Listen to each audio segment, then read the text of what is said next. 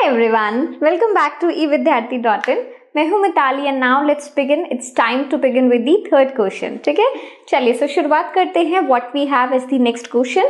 What are the advantages of intercropping and the crop rotation. So मैंने आपको बोला था कि किस तरीके से सेम क्वेश्चन को अलग अलग तरीके से पूछ रहे हैं। ऑलमोस्ट पूरे चैप्टर में जो इम्पोर्टेंट एरिया है उसको इन्होंने सभी क्वेश्चंस में, इन सभी क्वेश्चंस में कवर अप कर लिया है। So that is clearly enough कि आप लोग इन क्वेश्चंस को अच्छे से रीड करें, अच्छे से समझें। You have the videos, you have, मैं आपको अब थोड़ा सा स्पेस दे दिया करूंगी so that if you want to take the screenshot you can even take the screenshot. ठीक है, सो आप लोग अच्छे से उसे याद भी कर सकते हैं।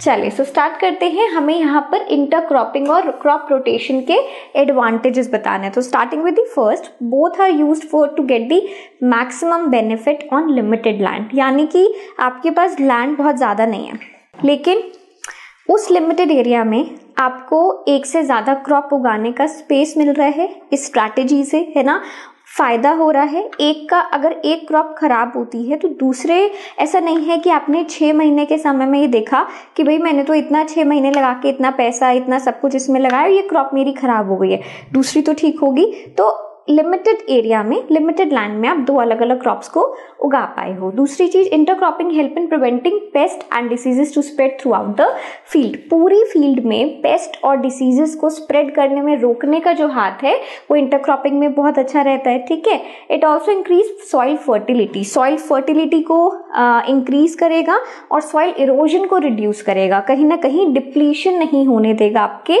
मिट्टी का, आपके सॉइल का एंड इवेंचुअली आपके क्रॉप का। ठीक है ना। So whereas crop rotation prevent soil depletion. Crop rotation से क्या होता है कि एक क्रॉप को आपने पूरा हार्वेस्ट कर लिया और उसके बाद अगर आप रोटेट करके यानी कि कोई डिफरेंट क्रॉप वहां पर उगाने वाले हो तो उससे क्या है कि सॉइल की जो फर्टिलिटी है वो वापस आएगी, रिप्लेनिश होंगे। जो न्यूट्रिएंट्स गए थे वो सॉइल उसको या वो नई वाली क्रॉप उसको वापस दे पाएगी। देखो क्रॉप रोटेशन में कभी भी ऐसा नहीं होता है कि एक ही टाइप की सीरियल्स को उगा रहे हैं। जैसे कि सपोज मैंने वीट करा उसके बाद मैंने मेज करना शुरू कर दिया, नहीं। ठीक है, या फिर जो भी कोई एक फैमिली की क्रॉप होती है उसको नहीं हम बार बार करेंगे। क्यों? बिकॉज दोनों को सेम ही न्यूट्रिएंट चाहिए।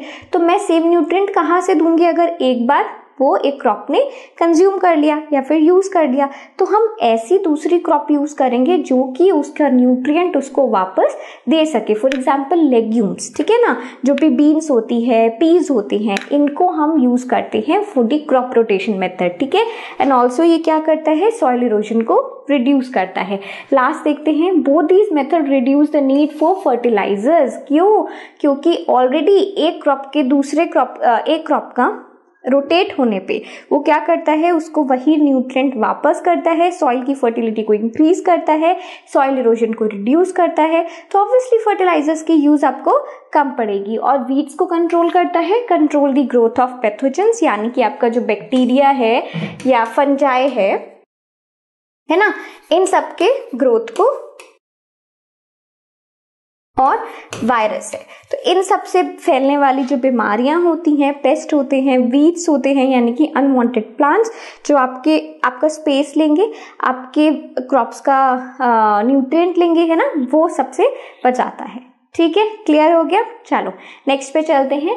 What is genetic manipulation. अब जेनेटिक मैनिपुलेशन क्या है and how it is useful, उसका क्या फायदा है किसमें, एग्रीकल्चर प्रैक्टिसेस में। ठीक है ना, तो देखते हैं। जेनेटिक मैनिपुलेशन मैंने आपको पहले भी बताया था, जब हम लोगों ने सबसे पहले हाइब्रिडाइजेशन यानी कि इंप्रूवमेंट इन क्रॉप यील्ड, अगर मुझे अपनी क्रॉप की फसल को, है ना, अपने प्लांट की क्रॉप की फसल को इंप्रूव करना है, बेटर है, तो मैं क्या करूंगी, एक या तो जीन उसमें इंट्रोड्यूस कर सकती हूँ किसी फॉरेन क्रॉप का, या फिर मैं उसमें सेम फैमिली का, ठीक है, या फिर हम उसमें हाइब्रिडाइजेशन कर सकते हैं। तो पर्टिकुलरली इन्होंने improvement in food in crop वाले में इन्होंने आपसे पूछा है जेनेटिक मैनिपुलेशन आप बताइए। ठीक है ना, तो जेनेटिक मैनिपुलेशन में हमें पता है where the gene of a particular, है ना, gene of a particular character, किसी एक पर्टिकुलर कैरेक्टर का जीन हम इंट्रोड्यूस कर देते हैं in the chromosome of the cell, यानी कि जो भी हम दूसरी क्रॉप यूज कर रहे हैं उसके क्रोमोसोम में, उसके सेल के क्रोमोसोम में जीन को हम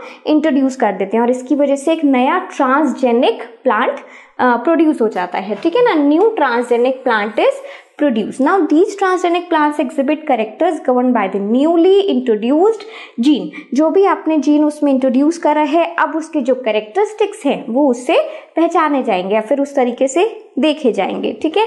now it is useful in developing varieties with higher yield, अच्छी फसल होती है, यील्ड ज्यादा होती है, गुड क्वालिटी के सीड्स होते हैं, बायोटिक एंड एबायोटिक फैक्टर्स की रेजिस्टेंस होती है। यानी कि बायोटिक फैक्टर्स तो ये हो गए कि ना ही उसको पेस्ट से कोई प्रॉब्लम है ना, और कोई भी ऐसा लिविंग ऑर्गेनिज्म। और अगर मैं एबायोटिक फैक्टर्स की बात करूं तो उसको टेम्परेचर से प्रॉब्लम नहीं है या फिर उसको मॉइस्चर से प्रॉब्लम नहीं है। तो ये सब चीज़ों को ध्यान में रखते हुए हम क्या करते हैं, जीन्स को इंट्रोड्यूस करते हैं, यानी कि जेनेटिक मैनिपुलेशन करते हैं, ठीक है। इस पर्टिकुलर डायग्राम में आपको ये शो किया गया है कि देखो जब हमने जेनेटिक एक नया जीन इसमें इंट्रोड्यूस किया था तो उसका साइज यहाँ पर बताया गया है। उसके बाद जब हमारी क्रॉप पूरी हार्वेस्ट हो गई है, पूरी ग्रो कर गई है, पहले तो ये छोटे छोटे थे, है ना, तो इस तरीके से हमें दिखाई दे रहा है। जस्ट एन एग्जाम्पल कि कॉर्न के अंदर या पीस के अंदर या अलग अलग जो आपकी सब्जियां होती हैं उनके अंदर हम कहीं ना कहीं पर स्पिनच हो गया है या फिर टर्निप हो गया है, इनके अंदर कहीं ना कहीं पे जेनेटिक मैनिपुलेशन चलती रहती है, ठीक है। क्लियर हो गया यहाँ तक? चलो, तो it's time to start with the next part, but again in the next video. So stay tuned with us everyone. Up till then everyone, take care and bye bye.